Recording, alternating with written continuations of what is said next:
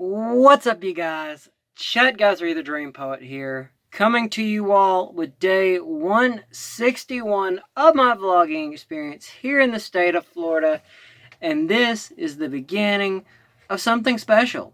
Chet, what are you talking about? What day is today? It is October 1st. And what that means, you guys, it is the beginning of my month-long adventure. Entirely doing nothing but Halloween-related stuff, fall-related stuff, some other kind of related stuff that we will be doing this entire month of October. I'm excited. I know September has been a very, very slow month. Yeah, those view counts aren't really that good. But that's not the point, because October, you guys, this is going to be amazing.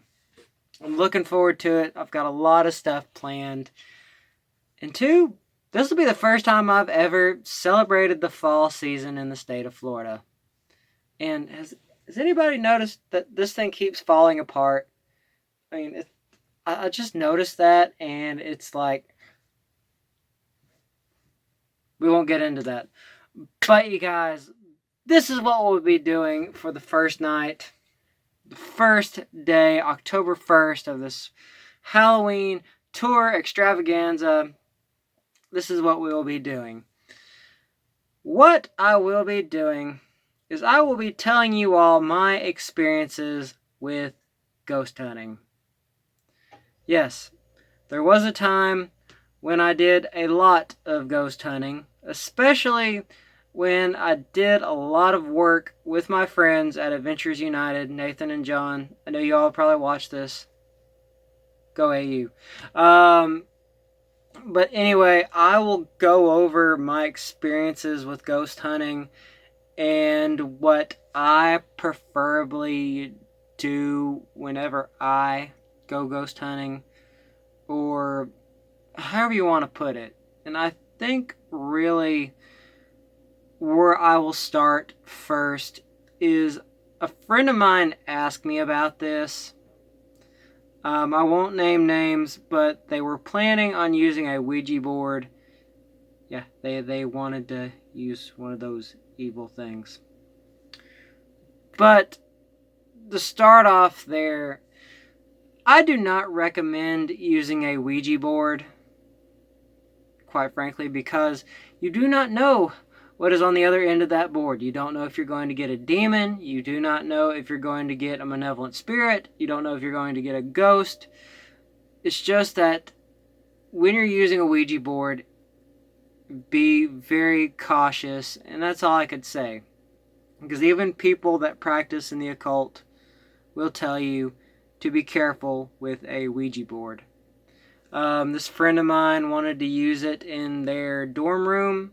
Apparently their friends had used one. Apparently nothing had happened, but what I told them and what I will tell you all, and this is really only my thing I can say on using a Ouija board, is if you are a person of faith, for me, for example, I'm a Christian, but I know there are people of different faiths.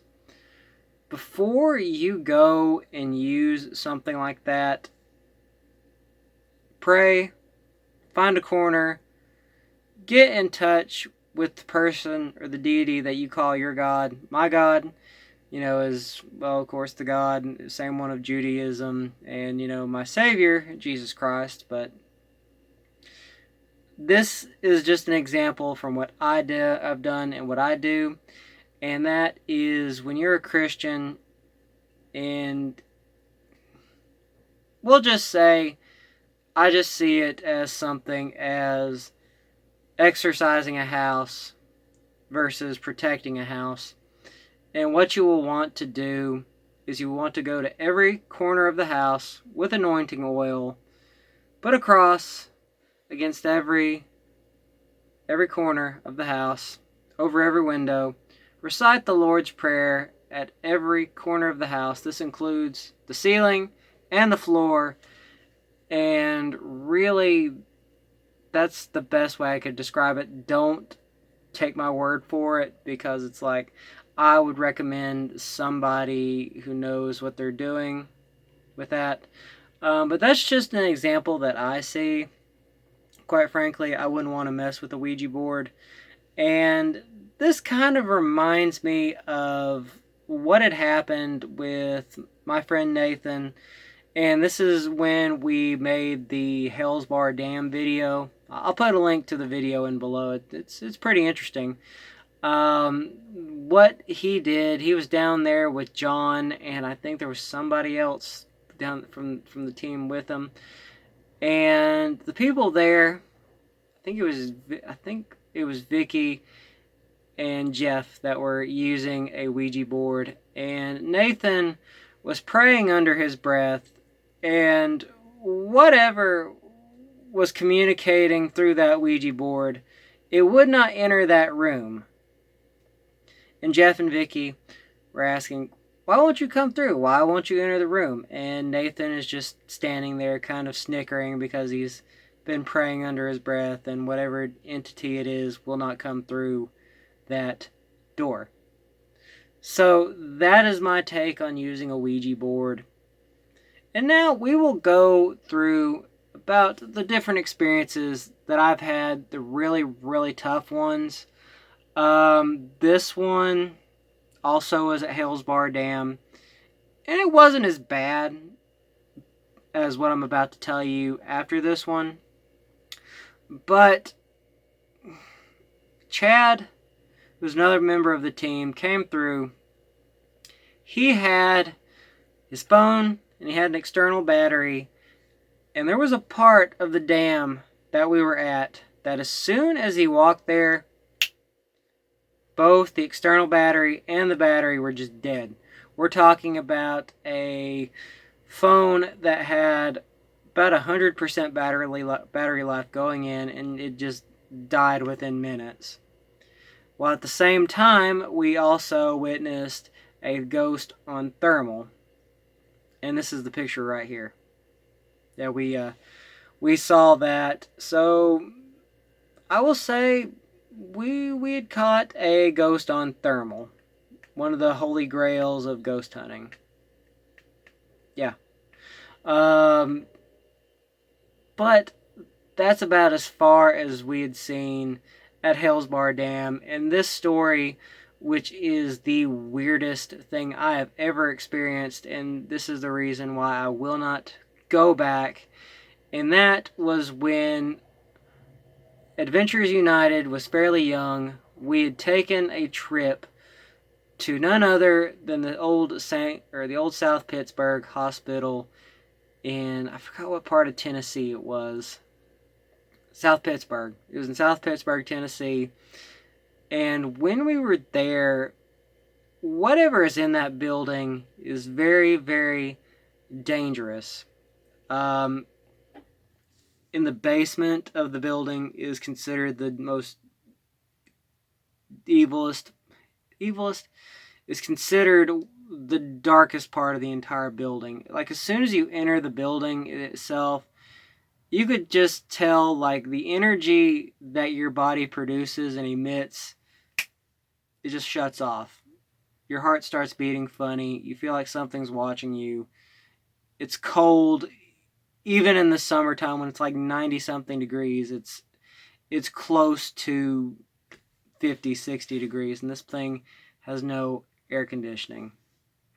But at the center, the basement of the building, a few people had done occult practices. And now Stacy, was the original, or not the original, one of the owners of the hospital, this was every time that she brought people down to the basement. She would always tell them to turn around because the poltergeist activity in that area was so dangerous that, I mean, it was unpredictable on whether anything would like come flying off the shelves and hit somebody. And when you entered the room, there's a giant green pentagram there. And this kind of comes into like the experience that I had. I started worrying. I started praying with this exact same cross right here. And right as I was praying, I noticed a numbness going down the left side of my body. And I wasn't thinking straight. And my heart was beating really, really weird. Like it felt like a stroke. Because I wasn't thinking right. I wasn't there.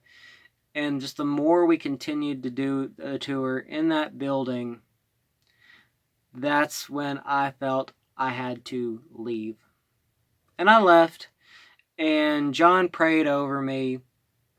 And Michael did too. And that's when I felt like something was putting its hands around my neck. It felt like somebody was strangling, and the more they prayed over me, the tighter it got, that eventually it let go and it ceased. And that is the weirdest, strangest, most threatening thing I've ever had as going into ghost hunting. I will not go back into the old South Pittsburgh Hospital. I mean, I love Stacy to death. Even though ownership has changed of the building, I will never go back into the old South Pittsburgh Hospital. Stacy, if you're watching this video, I know Nathan, John, you're probably watching this. No. No. That place is evil. Just a lot of negative energy. It's like whatever has died in there and stuck itself to the walls. The only way you could do to even remotely get rid of it, to me, is if you burn the whole building down, throw holy water on it, rebuild it, and never say that anything like that ever happened. But that's just me. But having said that, I forgot to add in this part of the story. The reason why I started praying is that there was this lady. She was an older lady. There was a ghost hunting 101 done at the hospital several years before. And at 3 a.m. in the morning, Stacy gets a phone call from the EMS. I think EMS. The emergency vehicles that responded, they would not go into the building. They said somebody had had a heart attack and they were too afraid to go into the building. Now, Stacy told them to go in there, and eventually she got them to go in there. And when they did that, they brought the lady back up, and this old lady kept on saying to Stacy, "Your ghost did this to me. Your ghost did this to me." And Stacy responded like, "What do you mean?" And to Stacy's reply, or to the old lady's reply, "I ask it to show me how it died." And it gave her a heart attack. Now, the lady survived. That's the good part. But that's... when you guys do ghost hunting, yes, it looks fun on television, but those guys put a lot into their craft. They put a lot into, like Tennessee Wraith Chasers, for example. They put a lot of prayer time. They do a lot of praying. They do a lot of Bible. They go in protected by my faith, by the hands of God and the grace of God. But like I said, you guys have to be careful when ghost hunting. Which kind of reminds me just one more thing. And this has been a very strange thing. I know in a few previous vlogs before, I talked about how my friend's house or apartment was haunted. And I didn't talk about this one, but this was near the time before I moved to Florida. I was standing there. I felt a very bad sharpness right here running down my ankle, whatever you want to call it. And when I had left the building, there were 3 claw marks on my leg that just appeared out of nowhere. Now, if you know your stuff with demonology and stuff, usually 3 is usually a sign that the enemy is mocking the Holy Trinity. And yeah, but for that, you guys, this is my first video. I wanted to go ahead and get the Ouija board ghost hunting out of the way because I want to do something totally new. I didn't do a whole lot today. I mean, I mostly worked on my book. Everything's ready to go out. Now it's time to see if we can't win and get something published. So you guys, don't forget to subscribe and hit the bell icon. That will put you in the loop for daily content in my life here in the state of Florida. But also, stay posted, stay tuned, keep in touch with me at Dream Poet at Facebook, as well as my Instagram in the links below. Thank you all for the love and support. Love you all very much. Peace, guys. Do I poke it? I think I need to poke it. Oh, hell, poke it.